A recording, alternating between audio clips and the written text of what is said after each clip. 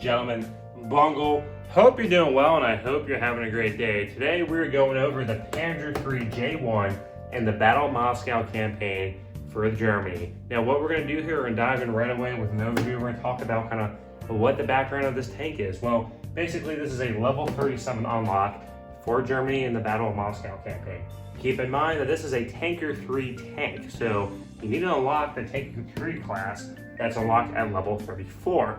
Now moving down to the performance, the real question is here, Bungle, the Panzer 3J was already unlocked earlier in the campaign. Now we have the Panzer 3J1, what does this actually bring to the table? Well, one of the primary factors it brings to the table, of course, is a long barrel 50mm KwK L/42 cannon. Now when you think of this cannon, you think, wow, this should basically have the capabilities of penetrating a T-34 or a T-50. Well, really, I hate to be honest with you, but this tank is not good, especially with the cannon. The cannon, for whatever reason, will struggle against T-50s, T-34s. Now, when it comes to T-28s, even T-28Es, the Panzer III will have no problem dealing with those tanks, but when you start facing heavily armored Soviet, powerhouses like a T-50 or a T-34, you're basically SLO. One of the selling points here too on this tank is that this is supposed to be an up-armored Panzer 3J, which is more additions to its hull armor and everything like that to make it a stronger tank.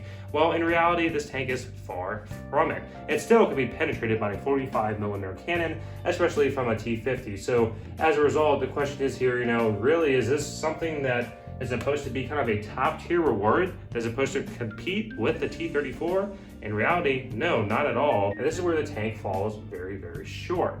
Now, when we talk about its performance with anti-infantry capabilities, of course, you have a coaxial 7.62 MG34 machine gun, which is alright, is decent for crowd control. The high explosive on this tank is okay. It performs like any other 50mm cannon. If you get infantry grouped up together, you can have a chain shot and take out a bunch of infantry. But in general, it's not going to be as powerful as a short barrel with 75mm cannon that you would find on like the Panzer IV. Now, when we move down to, Bungle, is it worth it? In my opinion, no. This is definitely not worth the grind, not worth picking up. And honestly, I would just stick with the Panzer IV series, really. I stay with the Panzer IV F1, the Panzer IV-E. Those type of tanks, yes, they lack, the 75mm cannon is short barreled, but at the same time, the penetration values may not be the best to go penetrate a T-50 or T-34. It is capable of doing it. It's going to be very hard to do, but at the same time, you face any infantry, you'll be able just to decimate them. The reload is very quick.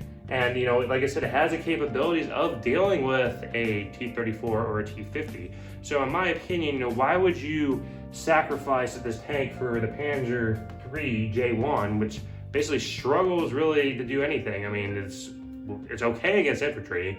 It can't handle its own against a T-50 or a T-34.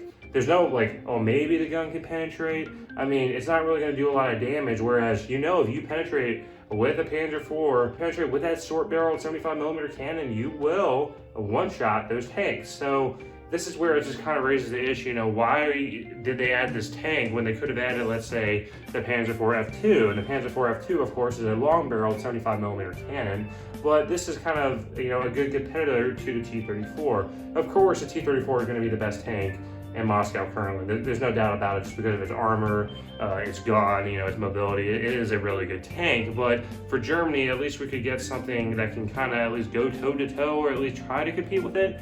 And this tank just falls flat in its face. I mean, a T-50 can go and take this tank out, no problem. A T-34, same thing. But in reality, I would not recommend grinding this tank. This tank is terrible. I would do a hard pass on this. I would stick with the Panzer IVs. Use your lineup with the Panzer IVs. I think there's 2 tech-free variants you can use, and of course the premium one that has heat shells, right? If you have the premium Panzer IV, you basically know that you can just lob heat shells and it will go through a T-34. It'll go through a T-50, no problem. So you just throw your wallet at the screen and realize you're gonna have, a pay-to-win advantage by having a heat shell, which for whatever reason yet, Enlisted doesn't let you do that, which they should. You should have a shell customization, because I'm pretty sure for these Panzer IVs, I would take out heat without a doubt. I would take heat out over HE any day, so I could deal with T-34 spam and T-50 spam. But let me know your thoughts down below. Other than that, I hope you all have a great day. Thanks for stopping by. Take care.